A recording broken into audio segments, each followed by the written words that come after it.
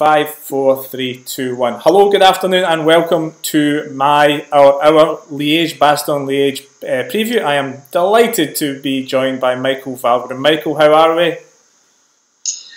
I am really good, thank you. I'm enjoying sunny Belgium for once. For once in its life, it's sunny.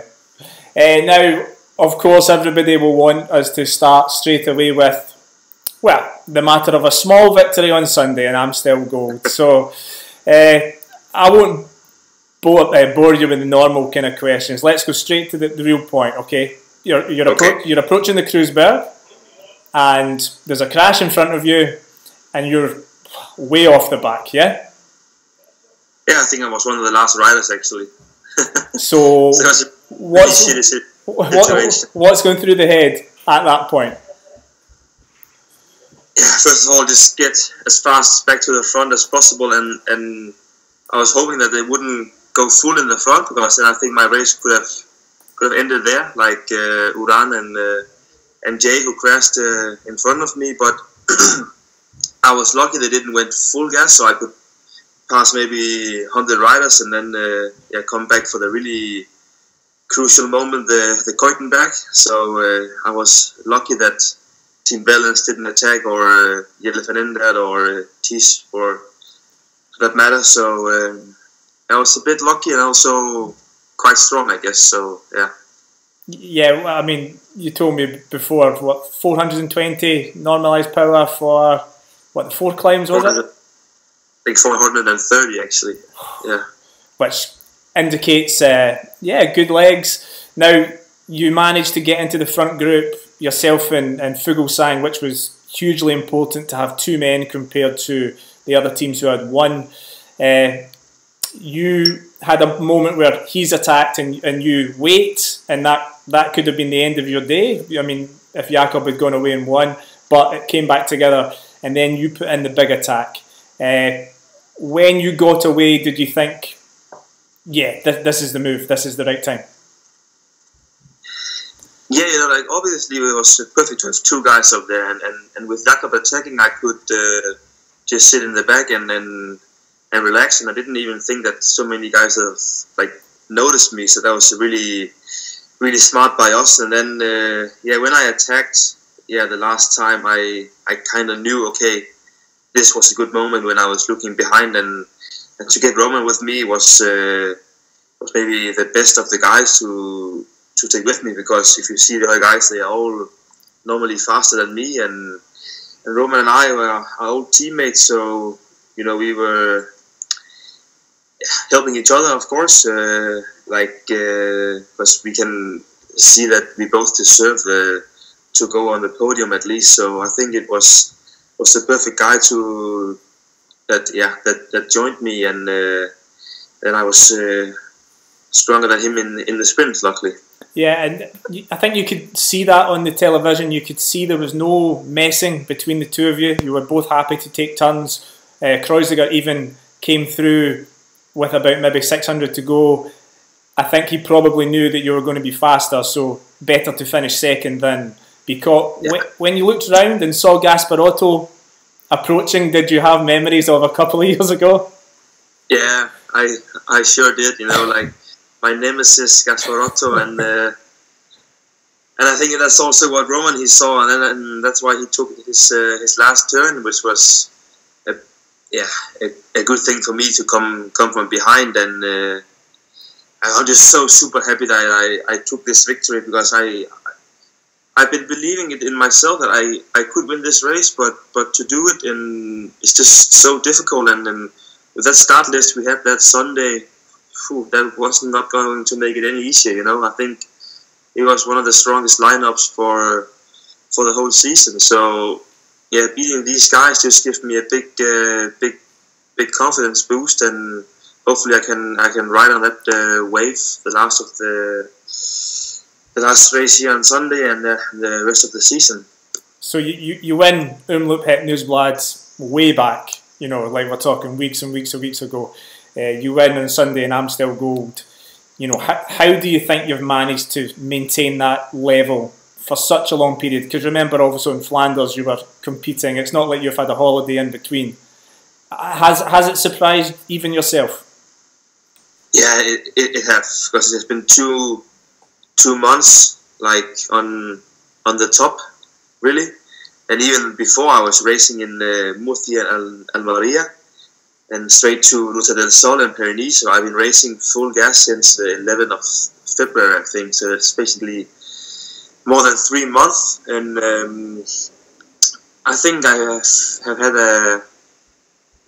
a good mindset, you know, and a really good background for it with my fiance, you know, backing me up 100%. And because we've been away from each other quite some time, and you know, when we start to miss each other, and then that's where she's been really important to me, and say, yeah, don't worry, you'll come back in the end of April, and then we'll take our time. And so I've just been doing my thing and only been thinking about me, because I've been really egoist, and like an ego, which is not nice, but it has been important that I could do whatever I wanted, and then I think that's brought me to the really top shape that I'm in now. You didn't ride Paris-Roubaix. A very correct decision, very wise decision, you would say now. You went back home to Denmark for a week. Do you think going back home, training on home roads, seeing family, seeing friends, do you think that maybe gave you the sort of refresh to help you kick on for this kind of last spell? Yeah, I think it sure did, because then it got me thinking of something else than cycling. Yeah, I think if I would have gone back home to Monaco, it could have been a little bit too much, you know, and yeah, seeing some of my old friends and family and just having fun was a really good thing, even though I was still training like a beast. So, and yeah, in the end, it all turned out terrific. So I'm just still super happy, you know. So we move on to Sunday. You know, the last race of your spell, the same for lots of riders. You know, it's a monument. It's Liège-Bastogne-Liège. We've got 257 kilometres. We have 4,000 metres of climbing. What do you think about the upcoming race? Oh, sorry, David, I have to have that again, but you were not going through. I heard absolutely nothing. That's okay. I'm saying, looking forward to Sunday, you know, your last race in this block. It's a monument. Yeah. It is the biggest race of the spell, arguably. What are you looking forward to? How do you think it's going to go?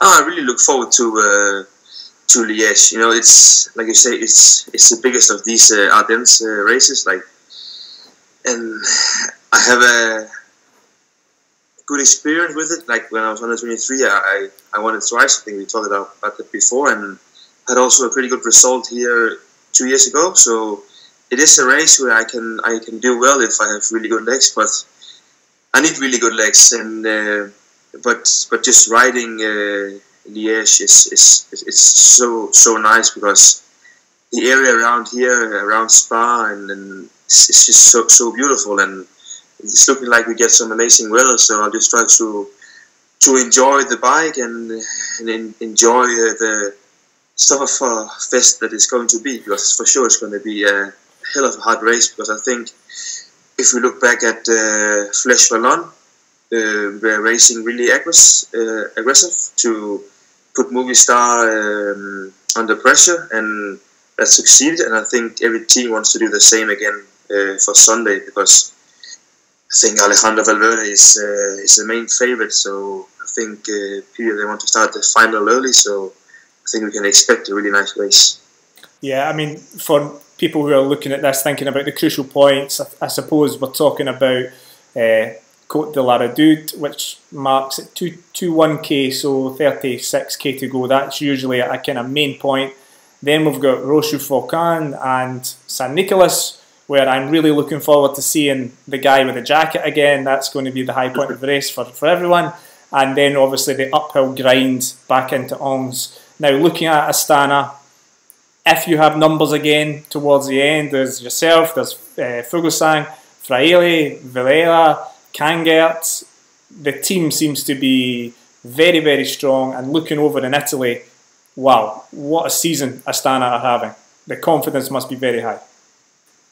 Yeah, for sure. It's super high. You know, like we've been watching the races in Tour of Alps every day here, and that gave us all a big confidence boost already. So we believe we have a strong team, and we know we have a strong team. So hopefully we all have legs, so we can sit with some numbers in the end, and we can play our cards right, because that's something we need. Because maybe if you take it by individual, we are maybe not the strongest, but as a team, I think we can make a good result, you know. So we have to look for the attacks here already on Level Dude, and I think especially on Rochefoucauld, they will go some of the big names, and maybe I have to be up there and pay attention, or Jakob. So it will be super exciting. You mentioned 2016, you were 14th. Probably a harder route because they had that little cobbled street in before the finish, and that's gone the last couple of seasons. Is there a point in this race where you think to yourself, I'm going to make the finish? You know, is it Rochefoucauld? Is it earlier? Yeah, I would say if I survive Rochefoucauld, I would make it to the front group, with the front group to the finish, because then obviously we have good legs, and I think San Nicolas is a good climb for me. I have really good memories from that climb, and it's a climb I believe I can manage. Okay, if Alaphilippe or these guys will go full gas, I'll maybe struggle, but I think I could come back then. But normally, if I survive Rochefoucauld, I can be there in the final, and then I just have to play my cards right. Maybe come with an attack on Côte d'Arc, come from behind. I think.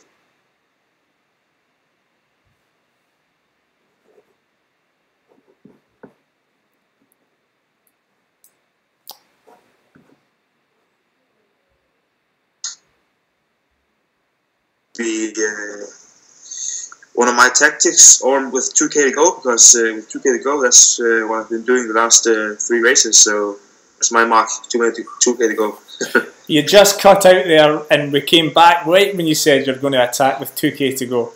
People have been saying about, you know, obviously it worked in Umloop and it worked in Amstel Gold. You know, they're asking, what do you have? You have this big kick in that kind of 2K to go zone. You know, it seems almost unique. I don't think it's unique. I just think, you know, I have everything to win and nothing to lose. Because in the sprint, I would normally not be anything. So, and when I attack, I do a sprint for the first 10 seconds, and then I think I can keep a good power output for those 2-3 minutes.